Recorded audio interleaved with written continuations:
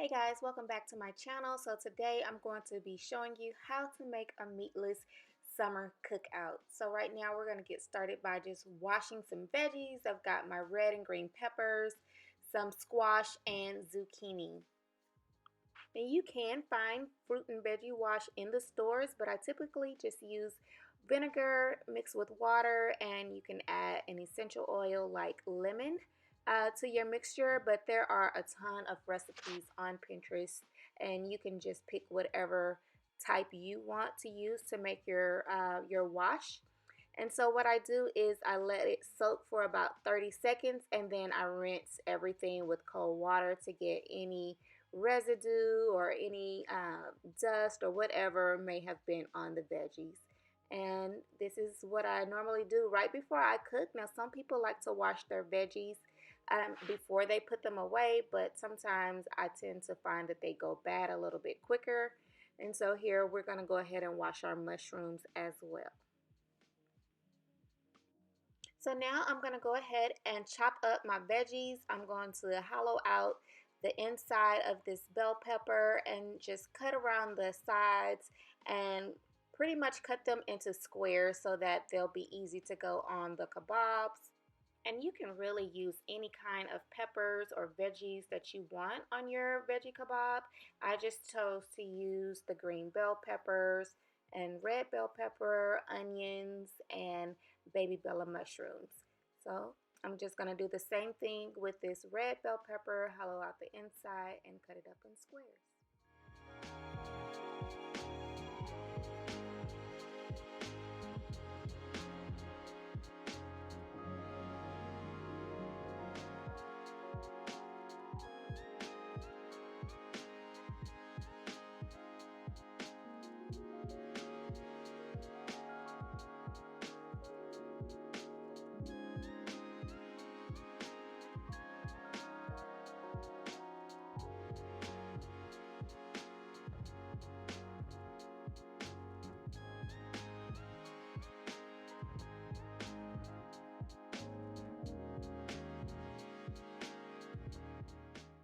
So now that I've got all of my veggies cut up, I'm going to take this McCormick Montreal steak seasoning and just sprinkle it all over the veggies. I really like this seasoning. I think it gives it a good like grilled smoky flavor. And I'm also going to be using some garlic powder because I just think garlic powder goes on everything. But it also gives it a really good flavor. If you want, you can also drizzle a little bit of olive oil over your veggies and mushrooms, and that will help the season to coat a little bit better.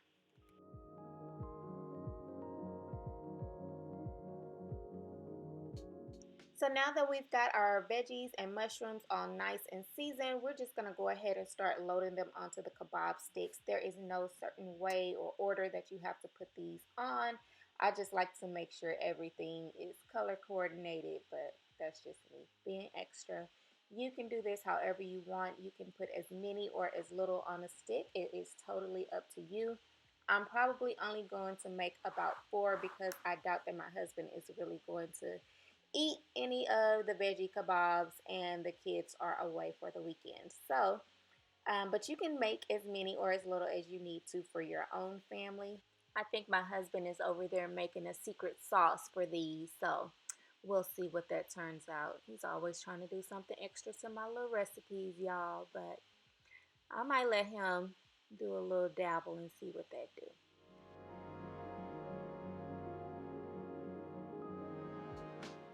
Now that he's got the coals all nice and hot, we are ready to put our kebabs on the grill. Y'all, let me tell y'all about this grill. My mom came by and she laughed so hard at my little grill, but it is the perfect size for me to get out and do my little veggies for the day.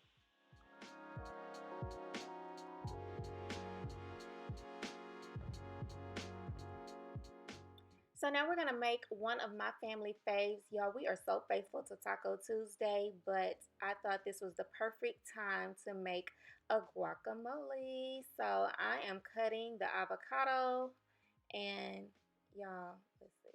You know it's a good day when you cut an avocado perfectly. I mean, look at that. So I was watching a video by Nitra B, and I think I mentioned her before. But anyway, she showed me how to cut up the avocado. Like, who knew? And then I think I saw on Amazon a little tool that does it for you. But this just makes it easy, like especially if you want to make salads, to cut them up in little chunks. And I'm just going to use my mortar and pestle to set aside my avocado chunks and mash them up and add in my spices.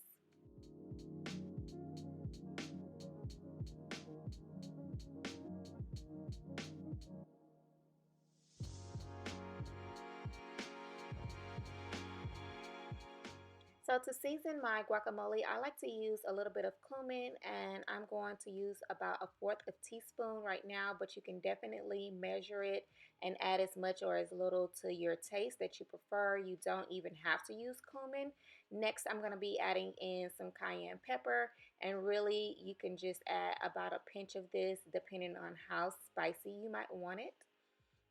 And then I'm going to add in a little bit of sea salt just to give it a little bit of salty flavor, and I'll add in just a pinch. And now I'm going to start mashing in and mixing up my seasonings with the avocado.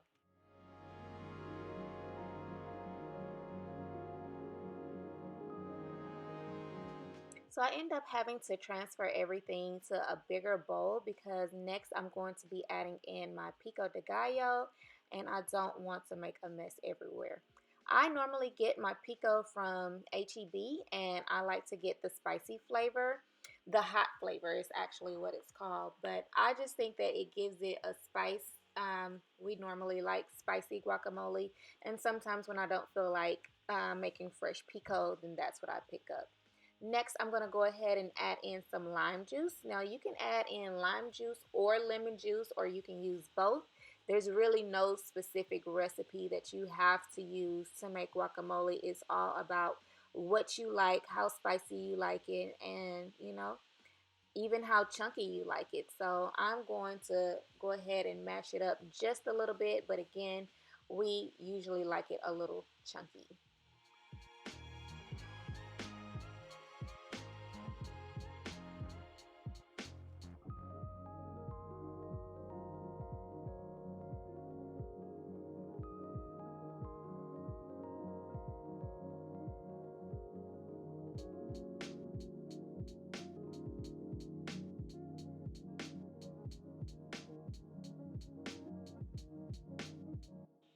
Now that our guacamole is done, I'm going to go ahead and put some saran wrap on top so I can sit it in the refrigerator and let it chill. So next we're going to be making one of my favorites, Mexican street corn. We've got our cilantro, our sour cream, mayonnaise, seasonings, lime juice, and cotija cheese. And I will link all of the measurements down in the description box, but we're going to go ahead and add the mayo, and then we'll add in our sour cream. Next we'll add in a little bit of garlic, and then we'll get ready to blend in our spices. We're going to start off with some chili lime seasoning, and we'll use about a fourth a teaspoon of that. And then we'll just use a pinch of cayenne pepper for this. Again, you can measure it how spicy you would like. And then we're just going to mix everything up.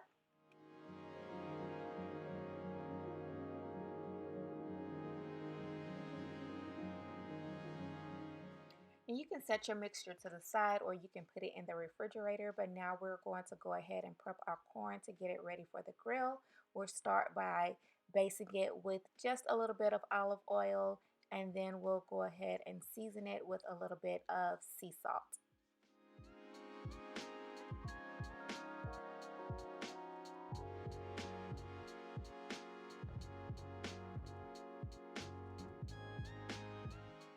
Our corn is ready and it is on the grill. I'm going to wrap it up in a little bit of foil so that it can cook, and then at the end I'll take it off and put it directly on the racks to give it a really nice grill look. Now that our corn is done, I'm going to go ahead and add in the mixture and just coat it all over the corn. You can put as much or as little as you would like. I typically like a lot of this sauce because it is so good, y'all.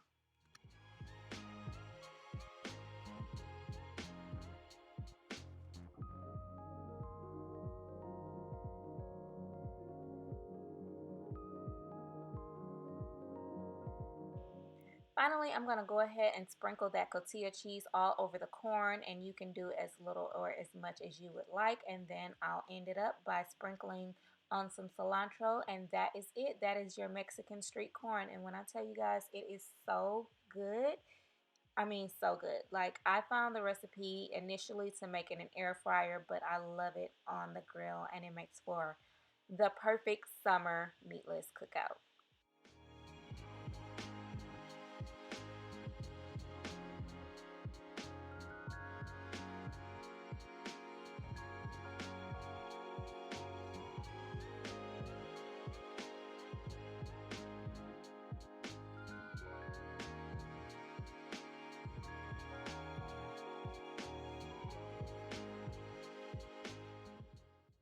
Now, it would just not be a cookout without some yummy drinks. We've got our Sonic Ice, our strawberries, blueberries, lime, agave, and some rosé. So the first drink that I'm going to make is a blueberry mint spritzer that I actually got from Miss Liz. It is so yummy. I'm going to take my blueberries, add in a piece of mint, and then use my muddler to just kind of mix it all up and get that mint mixed in really nicely with the blueberries. I picked this muddler up from Target. I think it is by Houdini. Now, her recipe does call for a homemade vanilla syrup, but I did not have enough vanilla, so I'm going to be using agave, and we're just going to improvise. Then I'm going to go ahead and add in my Sonic Ice. I really love Sonic Ice. I just feel like it makes any drink just that much better. And then I'm going to top it off with some Topo Chico. Now, y'all know this is a Miss Liz recipe if it has Topo Chico. I used to really hate this stuff, but now it's really starting to grow on me. And then I'm going to add in a little bit of lemon juice. And then we're going to top it off with some blueberries and add some garnishment just to make it pretty.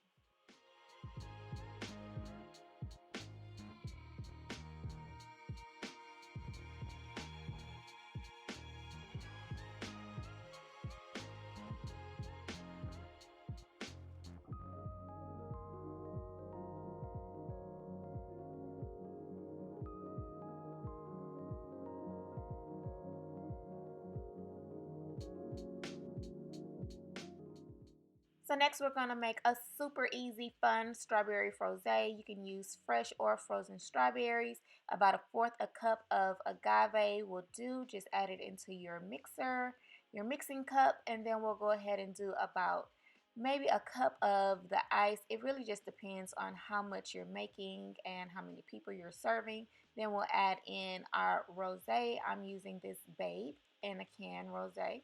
You can use a bottle of wine and then, or whatever it is that you have. We'll go ahead and add in about a cup of that, and I mean, just, throw a little bit more in there. So then we'll go ahead and put our top on, and we are ready to blend.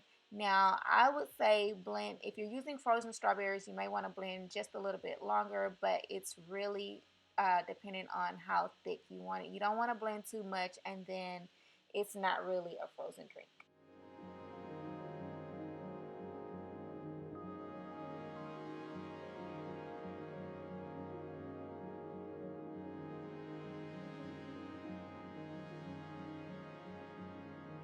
So there you have it, guys. We've got our veggie kebabs, our Mexican street corn, guacamole, and of course our summer spritzers. If you like this video, please give it a thumbs up. Make sure you subscribe to the channel.